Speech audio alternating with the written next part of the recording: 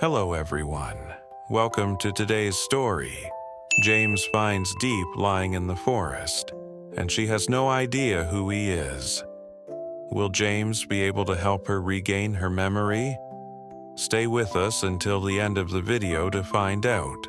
The cafe sat quietly at the edge of a narrow alley, its wooden walls soaked with years of quiet conversations and forgotten dreams.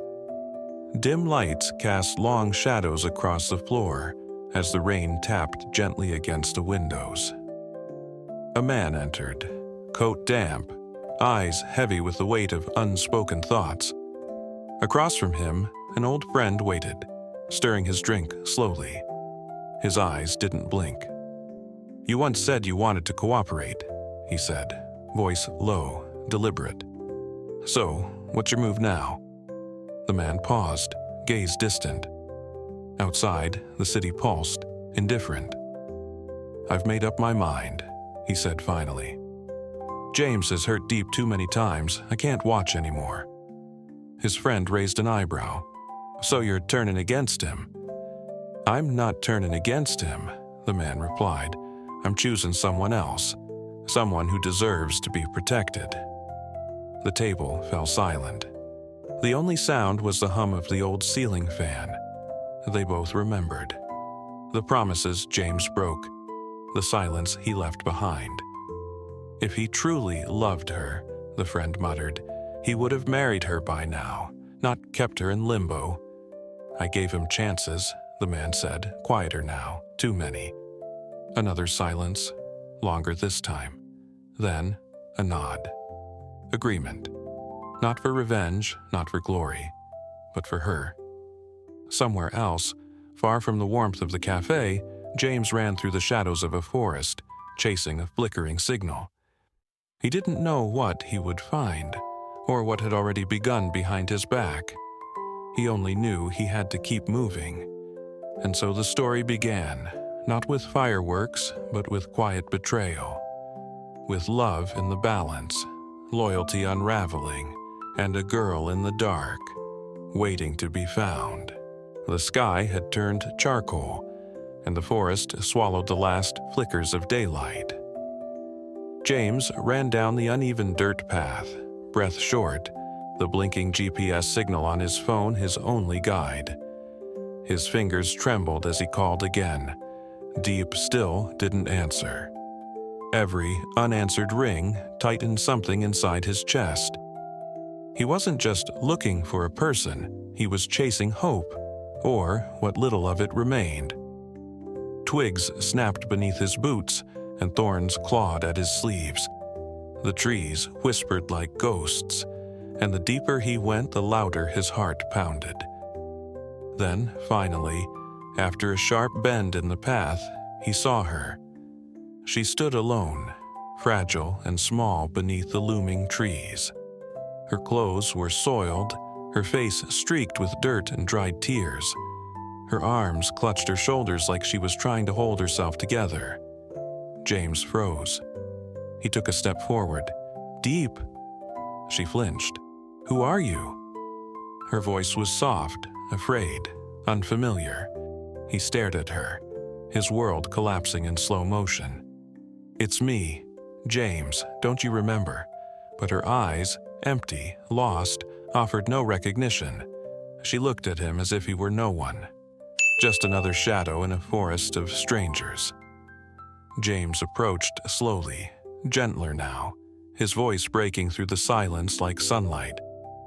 "I came to take you home." She didn't move, didn't respond. Only the trees moved, rustling above them, carrying away what little memory she had left. Still, James didn't give up.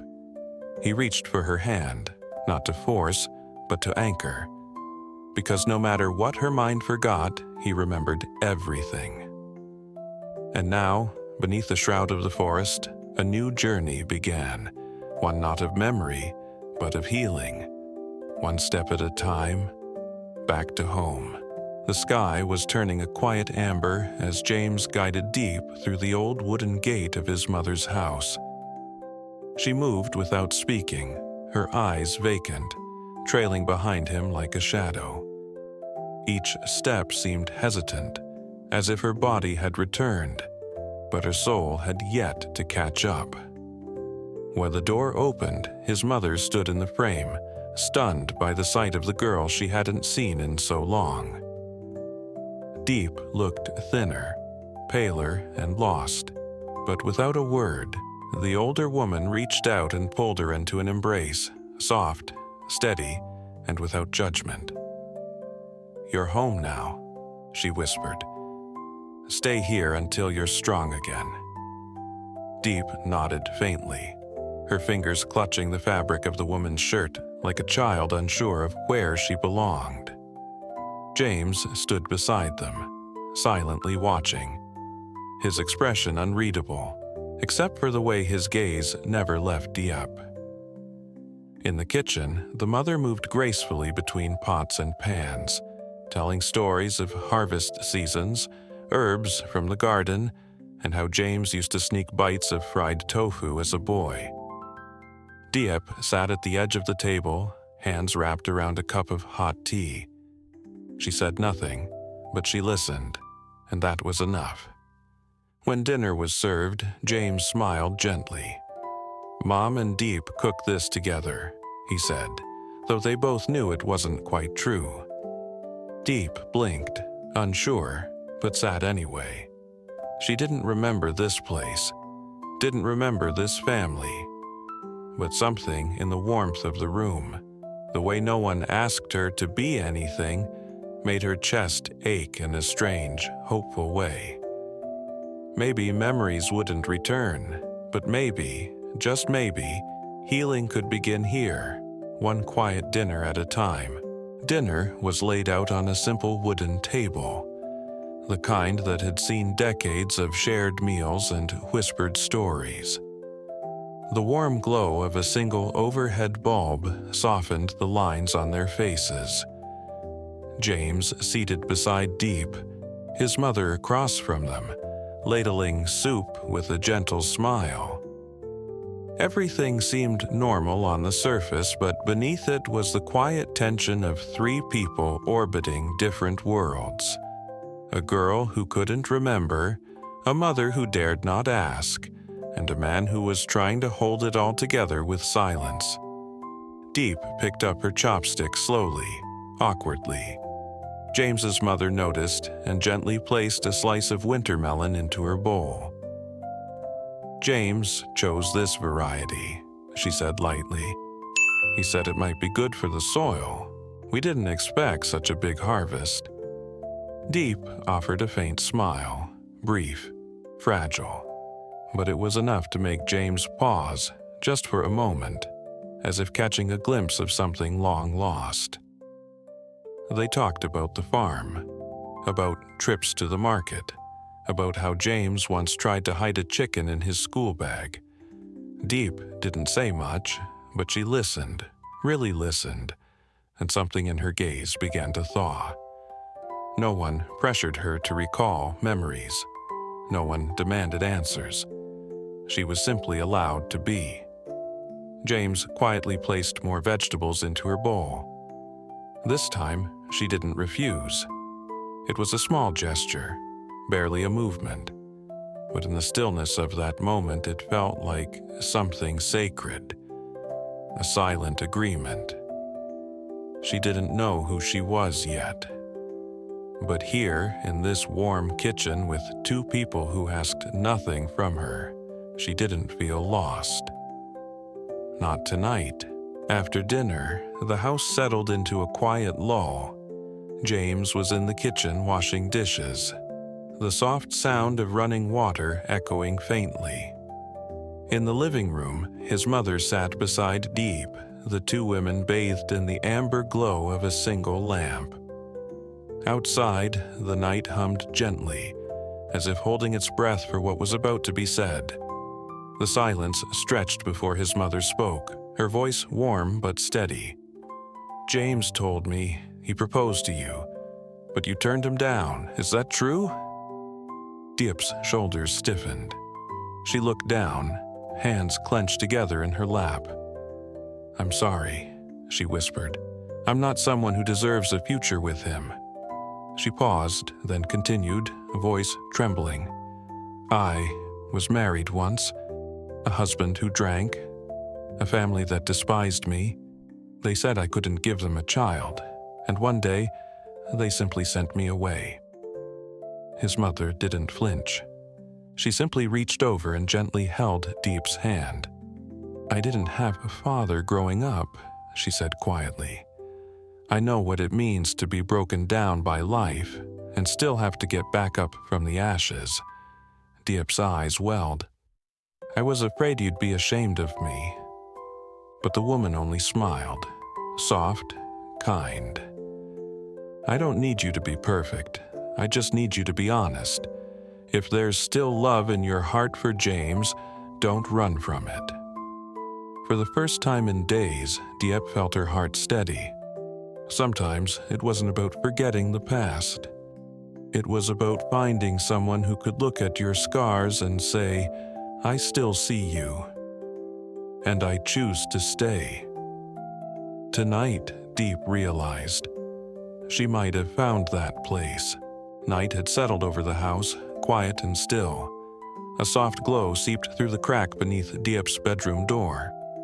James stood outside for a moment, hesitant, then knocked gently. "Are you asleep?" he asked, voice low, almost a whisper. The door opened slowly. Diep stood there, eyes still a little red, but calmer now. "I was just about to rest," she said softly. James stepped inside and sat on the edge of her bed.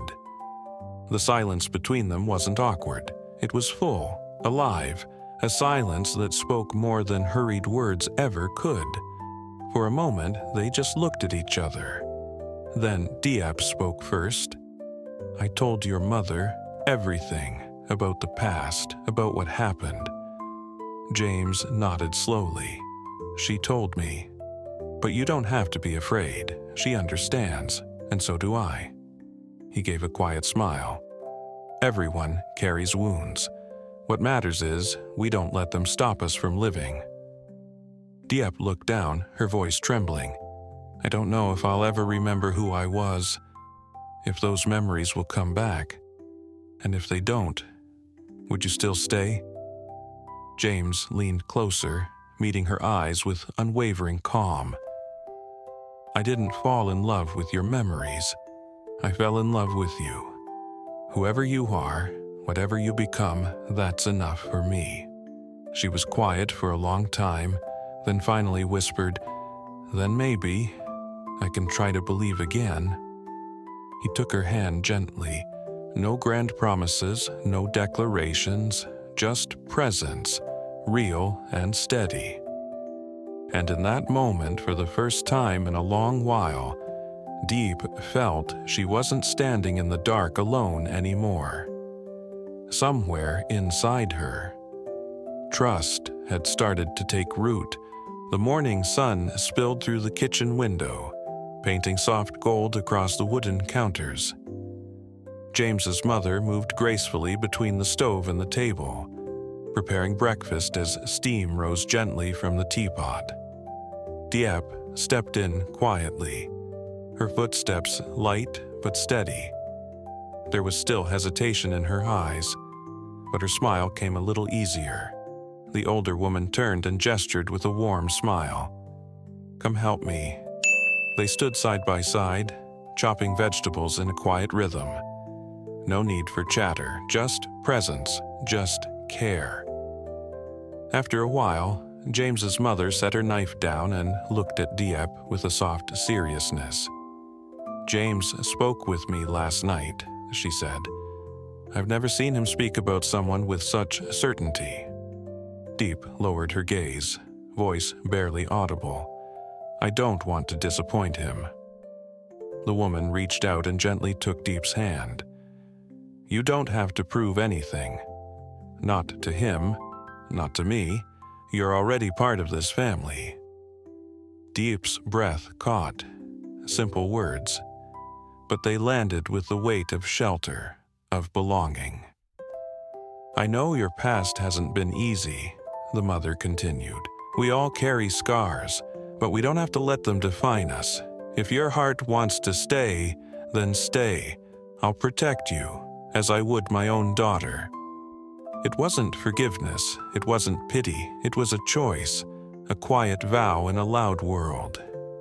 Diep nodded, eyes misted. She still couldn't remember who she was, but maybe that didn't matter anymore, because now she had a place to begin again. Not for James, not for the past, but for herself. And that, in all its quiet strength, was enough. Tu Diep được James tìm thấy trong rừng trong trạng thái hoảng loạn và mất trí nhớ. Cô không nhận ra anh, không nhớ gì về quá khứ. James đưa Diep về nhà mẹ để chăm sóc. Tại đây, Diep dần cảm nhận được sự ấm áp, lòng bao dung của mẹ James. Trong những ngày sống chung, ký ức vẫn chưa được trở lại, nhưng tình cảm mới đã nhen nhóm. Diep kể về quá khứ từng bị gia đình chồng cũ ruồng bỏ vì không thể sinh con. Mẹ James lặng lẽ chấp nhận cô như con gái. James không cố ép Diep nhớ lại. Anh chọn ở lại bên cô dù cô là ai, nhớ hay không. Một khởi đầu mới mở ra, đầy dịu dàng nhưng cũng không kém phần đau đớn.